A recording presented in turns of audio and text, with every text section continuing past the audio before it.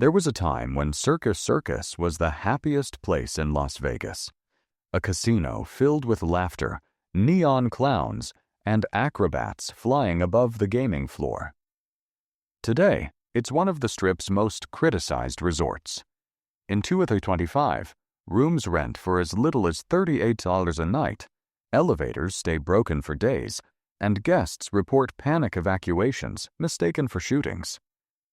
Its owner, billionaire Phil Ruffin, openly says he bought it only for the land beneath it, 102 acres of what he calls the best dirt on the West Coast. From joy to neglect, the fall of Circus Circus isn't just about one casino. It's a mirror reflecting what Las Vegas is becoming.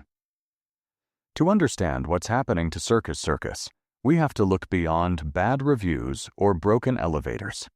This casino once defined the family-friendly vision of Las Vegas, a place where the city's future seemed brighter, cheaper, and open to everyone.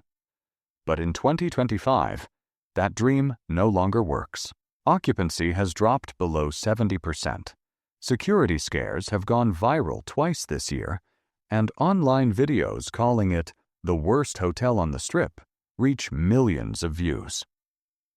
Its downfall isn't about one bad business decision. It's about a model that no longer fits the city around it. Built for a Vegas that no longer exists, Circus Circus now faces the same question the whole Strip is asking. How long can nostalgia survive in a city built to move on? When Circus Circus opened in 1968, it was the first casino on the Strip designed around a family. Bright red tents, clowns, and free circus shows made it feel more like Disneyland than Sin City. It was proof that Las Vegas could reinvent itself, a place where parents could gamble while their kids watched acrobats fly through the air. For decades, that formula worked, but by 2025, the idea of Family Vegas has collapsed. Tourists no longer come for carnival nostalgia. They come for exclusivity, luxury, and social media spectacle. The bright clown facade that once felt playful now feels out of place beside glass towers like Resorts World and Fontainebleau. Families that used to fill the big top now describe the resort as noisy, unsafe, and unkempt. Even budget travelers complain of chaos, screaming children, broken elevators, and the smell of mildew in the halls. What was meant to be Vegas for everyone has become a space for no one. Experts say the resort's location on the far north end of the Strip only deepened its isolation, cutting it off from the energy and traffic that sustain newer casinos. The tragedy isn't that Circus Circus failed to change. It's that the Las Vegas it was built for no longer exists. And what's replacing it is colder, pricier, and far less forgiving. If the loss of identity hurt Circus Circus, its collapse in service and safety finished the job. Guests now describe the experience in one word: chaos. Uh-oh. Uh-oh. I ain't gonna lie, I'm thoroughly impressed. So far. Does it feel creepy? Yes. Online reviews mention stained sheets, moldy carpets, and bathrooms that look untouched by cleaning staff. One Reddit user said his room had blood on the towels and walls. Others report elevators that don't work for days and hallways that smell like mildew and smoke. On social media, videos titled "The Worst Hotel in Las Vegas" have gone viral, reaching millions of views. But the real turning point came in 2025, when two separate mass panics broke out. One in March, another in July, as crowds mistook fights and loud noises for gunfire. Families ran for safety through the casino floor. Children were trampled as alarms blared. Police later confirmed no shots were fired, but the damage to public trust was already done. Management blamed a small group of teens, while guests said communication and evacuation were non-existent. For many, That night marked the end of their loyalty to the resort. Review titles on TripAdvisor now read like warnings: "Scam, scam," "Never again," "Absolute disaster." The decline of Circus Circus isn't a mystery. It's a case study in what happens when maintenance, training, and respect disappear. By 2025, even Circus Circus's owner stopped pretending it was about hospitality.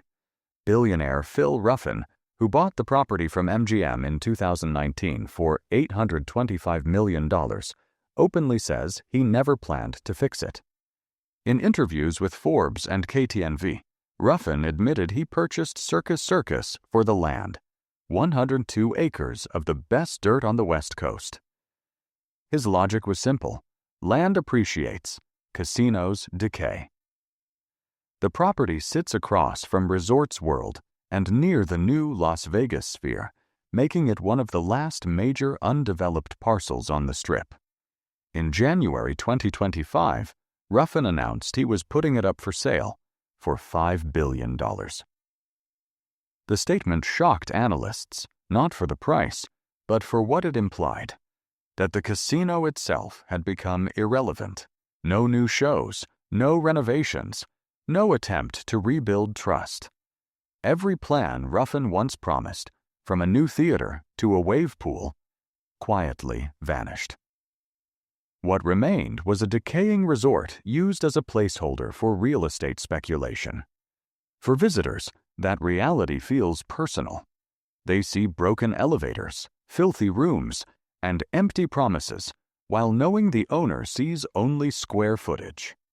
Circus Circus may still light up its neon clown every night, but behind that glow is the truth no one at the top wants to say out loud. The casino isn't meant to survive. The final blow to Circus Circus didn't come from the casino floor. It came from the internet. By 2025, the resort's reputation had become a viral punchline.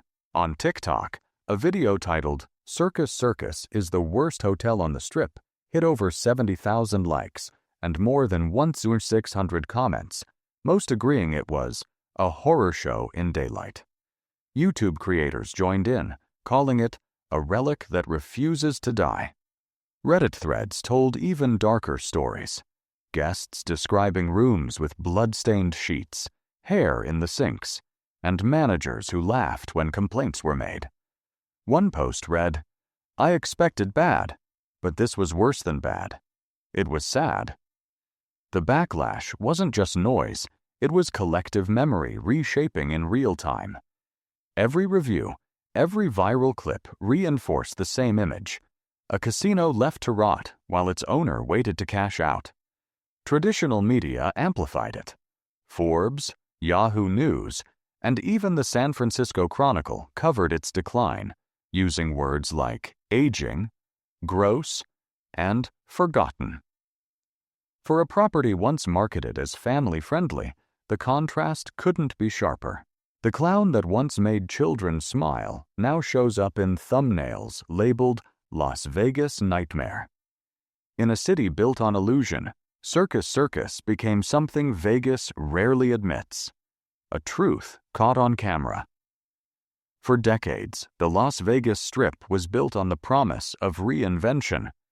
Every few years, a new casino would rise higher, brighter, and more expensive. But Circus Circus stands as proof that not everything in Vegas can be reborn. Once a showcase of color and laughter, it now sits in the shadow of luxury towers and digital billboards, its faded pink facade reflecting a city that's outgrown it. The decline isn't just visual, it's philosophical. The Strip has shifted from spectacle to exclusivity, from $5 buffets to $50 resort fees, from families with kids to influencers with ring lights. Circus Circus was never built for that kind of Vegas. Its cheap rooms and carnival theme now look like artifacts from a forgotten age.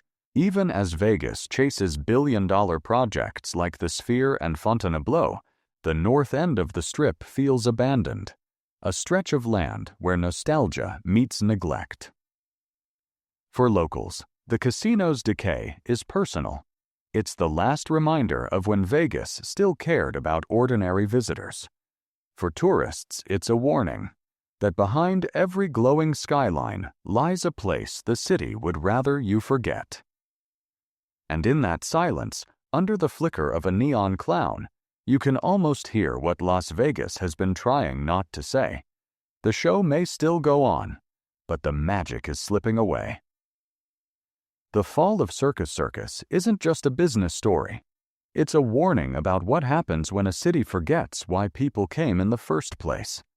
Las Vegas was built on wonder, cheap rooms, warm service, and the feeling that anyone could belong. But in chasing high-end profits, the Strip traded humanity for efficiency. Families disappeared, workers burned out, and even nostalgia was priced out. Circus Circus was the last reminder of when Vegas felt real, imperfect, messy, but alive. Its decay shows that when the joy is gone, the lights mean nothing. Because a city without heart can't sell magic forever. Will Circus Circus even survive another decade? Or has its fate already been sealed beneath the glow of its neon clown? Its decay isn't just the end of a casino. It's a reflection of what Las Vegas is becoming. Louder, pricier, and more hollow with every passing year. Whether the city learns from this fall or repeats it will define what the Strip stands for in the next decade. What do you think? Can Vegas still rebuild trust, or has it already crossed the line? If you found this breakdown useful, subscribe for more deep reports on the real Vegas, the one beyond the lights.